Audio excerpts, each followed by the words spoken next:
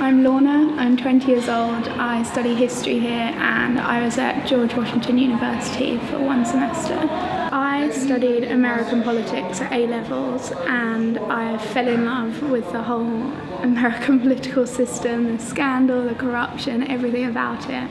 And when I realised that I could be studying abroad in Washington when all of the elections were taking place, it was a no-brainer for me at all.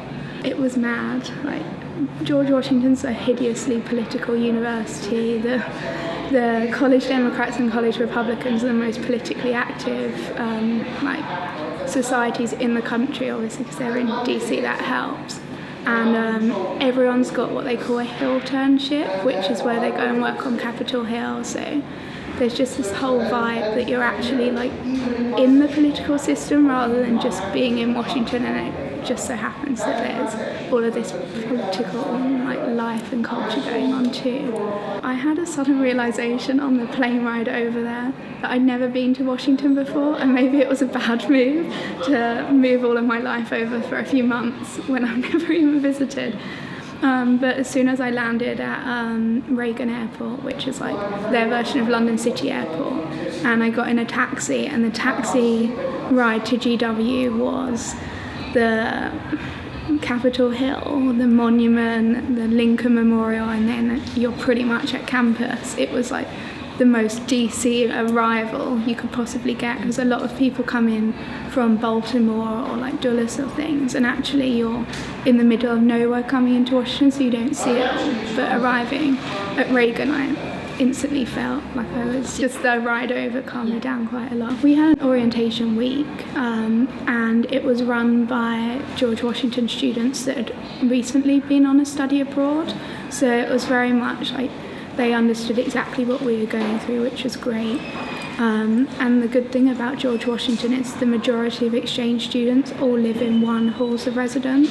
So you will bump into everyone on the lift on the way up to your floor. Or I was lucky because I shared a room with an American student, whereas a lot of study abroad students share with another exchange student.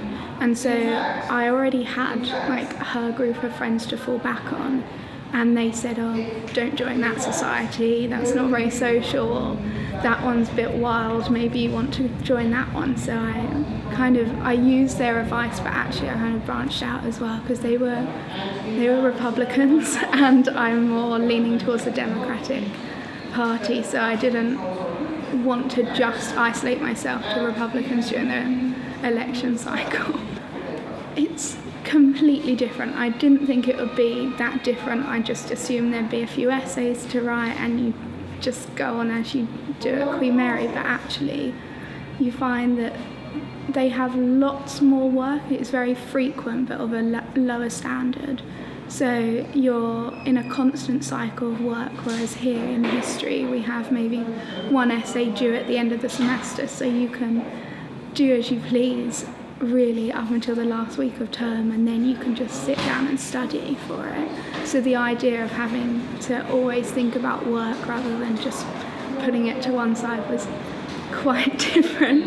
But at the same time, you never really felt guilty that you had something to do. It was everyone was just doing stuff all the time. It just became quite a natural thing, so it wasn't really a problem. I did a lot of interning stuff out there, so I worked on Capitol Hill in this congressman's office because he was only in Maryland.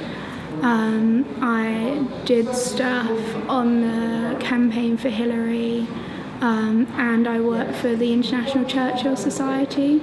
So in terms of CV stuff, it's probably going to look reasonably good in the future, but it was also a way of meeting people, so I didn't really use it as a career thing, but actually coming back, you think actually that's pretty nice. It was really strange because all the societies have moved on, all the freshers have come in and they're pretty settled, and actually you don't know half the people in the societies anymore.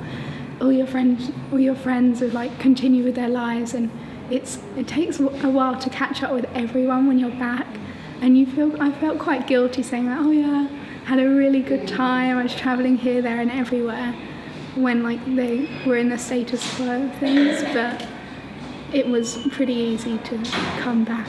Yeah, I'd definitely say do a study abroad for sure. It was so much fun. I travelled so much. The fact that you can actually live and experience a city, unlike just going on a gap year or something, travelling is pretty special. I'd say if you like the political culture, then Washington's the perfect place.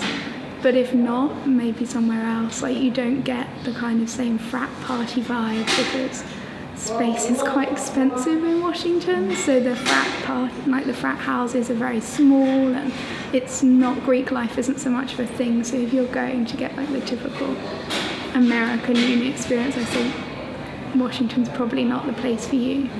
But it's on the East Coast, which means it's really easy to travel to places, so that's another benefit, I suppose. Yeah, definitely. I mean, it's always a struggle to get the money together to do it, and it puts a lot of people off that it is quite expensive to do it well. But if you can do it, then